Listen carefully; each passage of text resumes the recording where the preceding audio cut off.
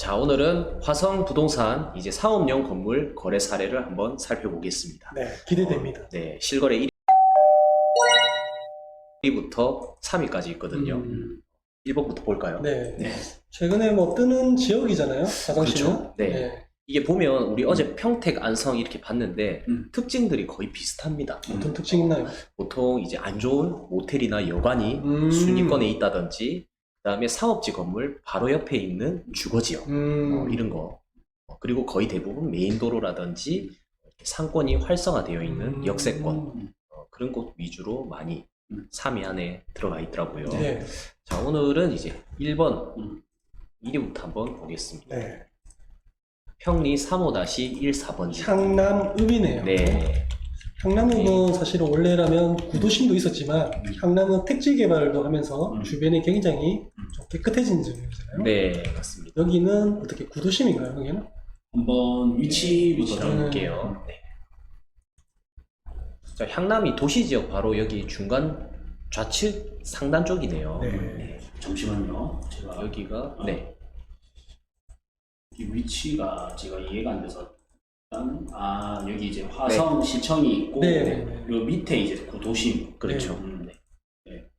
구도심 옆으로 이제 새로운 신도시가 택지 개발이 만들어진 지역이라서 네. 굉장히 아마 기대됩니다. 그렇네요, 보니까. 자, 여기도 이제 주도로 바로 뒷블럭 쪽 오. 이 물건입니다. 상업지가 아니네요. 네. 특이하다, 그죠? 그렇죠. 사업지 바로 옆에 일종 일반 주거지네요. 오. 디스크로 한번 볼까요? 이럴 수가 있나요? 네, 이럴 수가 있습니다. 이거는 뭐 거래된 걸 보는 거니까. 네, 그렇죠.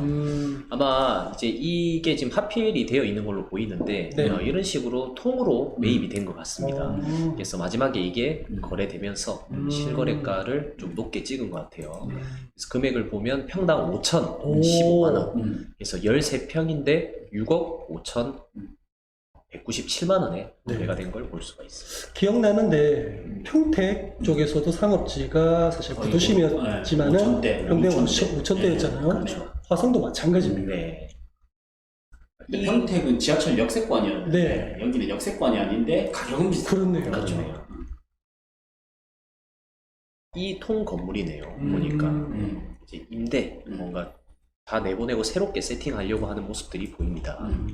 그냥 로드뷰만 봐도 상권이 굉장히 활성화된 모습인 것 네, 같아요. 그렇죠. 차량 2대 교차할 수 있고 바로 옆에 상업지 옆에 있는 주거지. 뭐 이런 곳은 앞으로 좀 시간이 지날 수도 있겠지만 사람들이 많이 밀집된다 하면은 용적률을 좀 높일 수 있는 종상향 기대도 충분히 볼 수 있을 것 같습니다. 두 번째로 이 땅이 볼까요? 1등이고 네, 일종 일반 주거지역인데 네, 봅시다. 지적도상의 일종인데 토지에서 일종이네요. 네. 여기 보이죠. 일종 일반 주거지역인데도 불구하고 상가 1등을 했다 맞죠? 그렇네요. 네. 이 정도면 특이한 케이스 아닌가요? 좀 특이하다 볼 수 있는데 저는 충분히 좀 가능하다고 보는 게 이제 상업지 옆에 있잖아요. 네, 그러면 이게 앞으로 종상향이 될 거라고 보는 거예요. 그렇죠? 이제 왜냐면 여기서 화성시 인구 한번 보면 네. 한 50만, 네. 80만까지 가시면. 네, 89만이고 곧 100만을 바라보고 있죠. 네. 그리고 꾸준히 늘고 있습니다. 꾸준히 늘고 있고 여기 위치를 보면 항상 법칙을 저도 이 위치를 하나하나 다 외운다기보다는 법칙을 따라 보는 거거든요. 네. 이제 여기 동탄 신도시가 들어오면서 수도권에서는 현재까지는 가장 큰 신도시거든요. 네. 우리 고덕 신도시 지난 시간에 봤던 데도 떠들썩했는데 네. 얼핏 보기에도 여기가 더 커 보이지 않나요? 동탄이. 그렇네요. 고덕보다는 보이죠. 네. 네. 그리고 주변에 여기가까지가 도시지역이라면 주변이 이게 아주 넓잖아요. 네. 그리고 수원과 용인, 분당까지의 확장성 및 접근성도 보면 좋고, 그리고 평택보다 동탄이 서울 접근성도 좋죠. 네. 어쨌든 여기 핵에서부터 딱 가장 가까이에 있는 구도심들 중에서는 이제 여기 화성시청이 있는 네. 쪽도 있고 여기도 있는데 여기가 훨씬 이제 딱 가깝죠. 네. 여기 도로 타면 바로 동탄이잖아요. 그렇죠. 네. 예.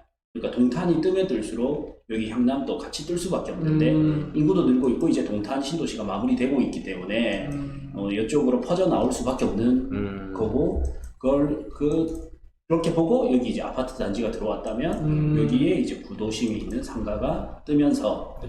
여기에 종상향이 충분히 이제 바라볼 그렇네요. 수 있지 않을까. 네. 언제 되냐 문제지. 저 사이에 끼어 있는 저 일종 일반 주거지라든지 금방 이 일대 주거지라든지 저기 여기. 네. 그런 지역에 조금 눈여겨볼 만한 것 같아요. 그렇죠. 네. 왜냐면 여기 배우 수요가 있는데 이 배우 수요가 가기 위해서는 이쪽 라인을 무조건 지나쳐야 되니까 이 사이에 끼어 있는 이런 데 일종은 참. 그렇죠. 기대가 그 밑으로는 또 되죠. 상권이 활성화된 예. 곳이라서 네. 그래 보면 이런 데 녹지 지역이 그렇네요. 이런 데도 이제 볼만하고. 향후 또 개발이 가능해 보이는 또 네. 그래서 이렇게 우리가 오늘은 상가를 보지만 사실 이렇게 아파트 입주, 아파트 시세, 네. 저기가 움직이면서 여기까지 퍼지고 그 다음 이제 아파트가 들어오면 뭐가 들어와야 돼요? 상권이 활성화돼야죠. 그렇죠. 인구가 느는 거니까. 네. 그러면 이제 상권이 활성화되면 이제 아파트 쓸 땅도 썼고 상가 지을 땅도 썼잖아요. 네. 그러면 차후에 또 상가를 지을 수 있는 땅이나 아파트를 지을 수 있는 땅들이 음. 같이 움직이게 됩니다. 이렇게 종합적으로 연결이 되어 있다. 네. 볼수 그렇네요. 있습니다. 순서가 있네요, 맞죠? 그렇죠. 예. 택지가 개발됐으니 이제 구도심이 개발된다. 그렇죠. 자, 2등. 2등은 한번 볼까요? 자, 2등은 두구두구두구두구두구두구 병점동 38-11번지입니다. 병점이라면 사실 뭐 인정할 만한 순위가 그죠? 그렇죠. 네. 왜냐면 화성 동탄에 네. 가깝고 거의 원도심 수준의. 그렇죠. 예. 네. 여기는 또 지하철 1호선 맞죠? 네. 그러니까 병점도 구도심이에요. 구도심이죠. 네. 그러니까 우리가 뭐 평택, 안성 이렇게 갔지만은 실제 순위에 올라와 있는 것들이 다 구도심에 좀 대부분 그렇죠. 고진되어 있네요. 그렇네요. 보면 이거는 가격이 평당 4,600, 6만 원에서 33억 1,700에 거래가 되었습니다. 대지가 72평이네요. 네. 상업지입니다. 그죠? 병점역 바로 앞에. 예, 복합타운이 지금 건설 예정에 되어 있고 바로 역 앞에 있는 물건이라고 보시면 돼요. 자, 로드뷰 한번 볼까요? 완전 전면은 아니군요. 네, 정면은 아니고 뒷블럭. 뒷블록이니까 전면은 확실히 가격이 확 올라갈 것 같네요. 네, 그렇네요. 요 뒤에 있는 물건인 것 같은데 네, 착한 가게 닭도리탕 옆에 아. 네, 이 건물이네요. 이 생각보다 건물 맞습니다. 좀 개방감이 좋네요. 네, 도보상권으로. 이런 식으로 사업지라서 뭐 따로 철거를 할 필요까지는 없을 것 같네요. 그렇죠. 리모델링만 주변에 해도 충분히 역세권이 가치가 있을 것 보이고. 같아요. 주변이 최근에 이렇게 좀 신축으로 들어온 게 좀 보입니다. 음. 기존 상권도 탄탄하게 밀집되어 있고. 네. 0점은 뭐 더 할 나이가 없죠. 음. 그리고 지도를 보니까 네. 저 병점역 뒤로 이제 아파트 단지 같은 이런 주거 시설이 들어오는 거 보니까 네. 확실히 예전에 강장군님이 말씀해주신 구도심 1번 출구 그 뒤로 이제 택지나 뭔가 새롭게 개발될 가능성이 높다라는 그렇죠. 그런 인사이트가 좀 나오네요. 시기가 이제 좀 앞쪽으로 개발되는 시기가 맞지 않을까. 네. 네, 뒤에가 개발이 다 되었으니까요. 네. 되고 있는 추세죠, 지금. 이게 38-12번지거든요. 네. 이제 2위는 11번지. 아, 11번지구나. 네. 맞죠. 안쪽이네요. 네. 그래서 저는 한 게 아닌데. 그렇네요. 한 게 아닌 이쪽이거든요. 네. 그럼 이걸 가지고 다시 복사. 붙여넣기. 숙박시설로 되어 있는 숙박시설로 되어 있고 이게 이제 평당 이거는 1,800 제곱미터로 제곱미터. 네, 평당 예. 4,580만 원. 맞네요. 네. 이렇게 네. 되어 있고 요게 맞네요. 여기 이제 숙박시설이고 그렇네요. 그렇네요. 이거를 아까 그 신축 그건 것 같습니다. 네. 뒤쪽에 있는 저거네요. 요 사이에 있는 저건 네. 같아요. 요거 맞죠? 왼쪽에 네. 있는 거. 왼쪽에 있는 거. 요거 요 노란색, 네. 이거 베이지색. 네. 뭐 비싸 보이네요. 신축인가? 옛날 모습을 좀 보면 좋을 것 같은데요. 요렇게 해서 네. 네. 22년 5월 모습이죠. 네. 아, 뭐 진짜 옛날에는 완전 더 진짜 그렇죠. 지하도로도 있고. 네, 한 16년 경에 별로 안 변했다. 최근에 변한 것 같습니다. 변하고 있는 게 느껴지는 게. 아, 신축이네요. 네. 21년에 두 개 동에 이제 짓고 땅을 있는. 사서 하나씩 지어서 팔렸는 것 같습니다. 최근에 지었다 그죠? 그렇네요. 네. 이렇게 그러니까 나대지였던 것 같아요. 네. 좌측 건물 짓고 우측 짓고. 당연히 순위 안에 들어갈 만합니다. 네. 그리고 사실 이제 여기 보시면 여기가 병점 복합타운 도시개발구역으로 되어 있는데 네. 지적도를 풀고 과거 모습을 보면요, 여기가 절대농지들이었어요. 절대농지들을 이제 뭐 지자체에서 토지 개발로 시세 차익을 보는 거죠. 그렇죠. 역 위주로 개발시키는 거죠. 네. 근데 사실 이제 여기가 개발되면 될수록 여기 동탄이 여기 있잖아요. 네. 그러니까 이제 원래 핵심은 병점이었다면 이제 신도심은 동탄이 되거든요. 동탄역이 되는 거죠. 그렇죠. 핵심이. 그러면 이제 결국에는 이제 개발 압력이 개발의 핵은 여기단 말이에요. 여기. 역 주변. 네. 동탄역 주변으로 해서 이렇게 퍼지기 때문에 네. 뭐 여기가 핵이라고 본다면 결국 이제 이쪽이 개발되면 될수록 결국에는 이렇게 에너지가 여기로 들어간다. 이렇게 보면 되고 네. 뭐 그렇게 보면 여기에 있는 상업지가 매력이 있죠. 네. 구도심이지만 구도심만의 매력이 있고 네. 여기 상가를 하고 여기 공동주택이 하나밖에 없다고 했죠. 그렇네요. 그러면 이런 데도 아파트가 들어와야 될 것 같은 이미 들어오고 있네요. 네. 제가 알기로도 여기 좀 네. 싸게 분양한 걸로 알고 있거든요. 네. 네, 그래서 예전에 여기 이제 당첨되거나 뭐 이랬던 사람들은 좀 로또 최근에 이제 상승장 걸리면서 네, 그랬던 기억이 나네요. 네. 그래서 부동산은 이렇게 내가 상가 투자를 할 거냐, 아파트 투자를 할 거냐, 뭐 토지 투자를 할 거냐, 네. 이것도 중요하지만 이제 도시가 어떻게 발전되는지 이게 훨씬 중요하죠. 옛날에는 지하철 1호선이 있으면서 이쪽이 중심이었다면 이제는 SRT에 동탄역이 있으면서 이제 이쪽이 중심이 되고 네. 그러다 보니 이제 이쪽에 지자체는 토지 개발을 해서 또 돈을 벌어야 될 거 아니에요. 그렇죠. 네. 그 살기 좋은 도시로 만들어야 되고 그렇게 하기에 이제 이쪽을 절대농지를 풀어서 개발하고 그러다 보니까 여기에 이제 아이파크가 들어오고 그렇죠. 네. 이런 순서로 이제 점점 개발이 되고 있습니다. 네. 그러면 이제 요런 데 있죠. 요런 데. 요런 데가 또 조금씩 풀리겠죠. 그렇네요. 요런 데 꿈틀거리거든요. 세미역 이런 데. 한 코스 가면 이쪽에 인프라를 누릴 수 있기 때문에. 어쨌든 2등은 병점 역세권에 있는 상업지역, 네. 구도심의 상업지역에 있는 숙박시설이 2등을 했다. 네. 뭐 숙박시설은 단골 메뉴죠. 메뉴네요. 네. 네. 순위권에 굳이 뒷블럭 있어도 괜찮고 그렇네요. 메인에 있을 필요는 없죠. 개방감이 있어서 확실히 괜찮은 것 같아요. 네. 자, 3등으로 가볼까요? 두구두구두구두구두구두구 3등은 서구동 18번지입니다. 서구동. 택지지구. 네. 서구동 18번지. 근린 생활시설 용지. 네. 서구동 위치를 한번 볼까요? 아, 이게 최근으로 하고 예, 산업단지 화성 1번 산단 바로 안에 있는 거거든요. 동탄 신도시 바로 위쪽에 네. 그래서 이렇게 3면 코너로 되어 있는 물건입니다. 산업단지는 용도지역이 뭐죠? 여기 이제 그 근린 생활시설 용지 해가지고 네. 이건 그 지구 단위 계획구역으로 해서 토지 용객도를 봐야 되는데 이건 거의 준주거 용지 이렇게 좀 보시면 될 것 같아요. 메인이라서 네. 네, 아마 준주거일 겁니다. 예, 평당 가격이 2등이랑 그렇게 차이가 많이 나진 않네요. 115억에 거래가 되었고 평당 4,172만 원의 물건이 거래가 되었습니다. 이것도 마찬가지로 이제 숙박시설이네요. 그렇네요. 그렇네요. 신축이네요. 예, 신축이네요. 디스코를 한번 볼까요?